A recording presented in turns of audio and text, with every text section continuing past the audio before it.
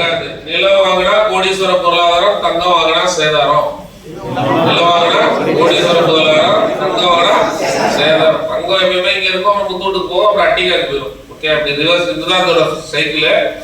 இன்னும் நிறைய தங்க சுரங்கங்கள் நிறைய கண்டுபிடிச்சிட்டே இருக்காங்க. கண்டுபிடிக்க இன்னொரு 5 to 10 வருஷம் கழிச்சு டெக்னாலஜி நல்லா இருக்குல்ல, கீழே தோண்டி எடுத்துருவோம்னா எடுக்கணும், சீக்கிரம் எடுத்துருவோம். எடுத்தா 10 வருஷத்துல தங்கத்துக்கு பெரிய வேல்யூ இருக்காது. ரைட்டா? இப்ப இருக்கிற வேல்யூ கூட தங்கத்துக்கு அப்போ இருக்க வாய்ப்பு இல்லை. அப்ப தங்கம் வந்து ஒரு நிலையான முதலீடு கிடையாது. ரைட்டா? அப்ப இது இருக்கிறதுலே நம்ம கையில பெஸ்ட் முதலீடு எது? அப்ப சொல்லுங்க, பூமியில் சிறந்த முதலீடு பூமி. திரும்ப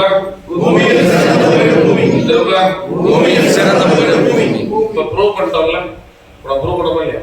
ஃபர்ஸ்ட் பணம் இல்ல, அடுத்து இது நகையும் கிடையாது, அடுத்து பேங்கோ கிடையாது. வேற எங்க போடுவாங்க? யூஸ்ஃபுல்லா தான் மக்கள் போடுவாங்க. இந்த 3 இடத்தையும் நம்ம யார் வீட்டுக்கு போனாலும் தங்கத்தை தூக்கிடணும், அப்புறம் பணத்தை தூக்கிடணும், அப்புறம் பேங்க் பேலன்ஸை காலி பண்ணிடணும். இந்த 3 வேலைக்காக மட்டும்தான் நீங்க ஒரு குடும்பத்துக்குள்ள, புரியுதா?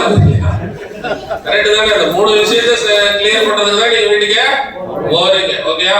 அது கிளியர் பண்ணி ஒரு சொத்தை வாங்கிட்டு, முதல் சொத்து நீ வாங்க, அடுத்த 9 சொத்துக்கு யார் கேரண்டி?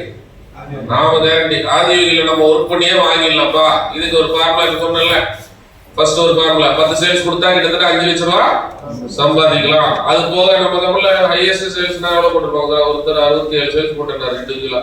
10 சேல்ஸோட அவர் 67 சேல் கூட போட்டிருக்காங்க. ஆனா 10 சேல் அது அப்பப்ப சேல்ஸ் வரும். ஆனா டீம் சேல்ஸ் ரெகுலரா வரும். டீம் சேல்ஸ் ரெகுலரா வரும். நான் 100 பேர் உள்ள கொண்டு வந்தேனா? கூட மேல 100 பேர் கொண்டு வந்திருக்காங்கல்ல. இதே மாதிரி வந்து அவங்க வந்து பிப்ரவரி 18ஆம் தேதிக்குள்ள அந்த 100 பேரையும் 10 பேர் கொண்டு வர போறாங்க. மொத்தம் எவ்வளவு ஆச்சு? 100 into 10 1000 ஐடி. 1000 பேர் உள்ள வந்துட்டாங்கன்னா என்னாச்சு? அவங்க உண்மையிலே பாதி கணக்கு தாண்டிட்டாங்க. என்ன கணக்கு? எது? இந்த 10 சொத்து வாங்குறதா இருக்கட்டும், அப்புறம் நாங்க 500 சொத்து வாங்கலாம்னு சொல்லுவோம். எத்தனை சொத்து? 10 நம்பர் தான், 500 நம்பர் தான். கரெக்டா? 10 நம்பர் தான். இப்போ உங்களுக்கு 10 சொத்தே நம்ப முடியாது. போக போக நீங்க 500 சொத்து 10 சொல்லுவீங்க. எப்போ? 10 சொத்து உங்க கையில வந்ததுக்கு அப்புறம். ரைட்டா? அப்ப 10 சொத்தை நோக்கி நம்மள பயணம் பண்ணலாம். அப்புறம் 500 சொத்தை நோக்கியும் பயணம் பண்ணலாம். ரைட்? இப்ப நமக்கு 1000 பேர் வந்துட்டாங்க. 1000 பேர் ஒரு சேல்ஸ் கொடுத்தா எவ்வளவு சேல்ஸ்? ஒரே ஒரு சேல்ஸ் கொடுக்கணும். ஒண்ணு அவங்க இடம் வாங்குவாங்க, இல்ல இடம் விற்பாங்க. கரெக்டா? சார் 1000 பேர் உள்ள கொண்டு வந்தீங்களா? அந்த 1000 பேர்ல என்ன பண்ணுவாங்க? ஒரு இடம் வாங்குவாங்க, இல்ல ஒரு இடம் விற்பாங்க. ஒன்னே நடக்கணும், ஒண்ணு விற்கட்டும் இல்ல வாங்கட்டும். எவ்வளவு சேல்ஸ் ஆயிடுச்சு? 1000 சேல்ஸ். 1000 சேல்ஸ் நடந்துச்சுன்னா கிட்டத்தட்ட உங்களுக்கு என்ன வருமானம் வரும் நீங்க நினைக்கிறீங்க? 2% வருமானம் வச்சுக்கிட்டா 10 லட்சம் ரூபாய் மனையாவது இருந்ததுன்னா ஆவரேஜா உங்களுக்கு 2 கோடி ரூபாய் வருமானம். எவ்வளவு வருமானம்? 4 லட்சம் மேடிக்க 50 பிளாட் வாங்கிக்கலாம். எத்தனை பிளாட்? அப்ப 500 சொத்து சேர்க்கணும்னா 10,000% வரணும். எத்தனை பர்சன்டேஜ்? 10,000% இல்ல, சாரி, 10,000 சேல்ஸ் வரணும், 20,000% வரணும். எத்தனை பர்சன்டேஜ்? 20,000% வரணும். ஓகே? அப்ப 1000 சேல்ஸ் சாத்தியம்னா 10,000 சேல்ஸும் சொல்லுப்பா. 1000 ஐடி உங்களுக்கு வந்துருச்சுன்னா 10,000 ஐடி உங்களுக்கு வருமா வராதா? சொல்லுப்பா.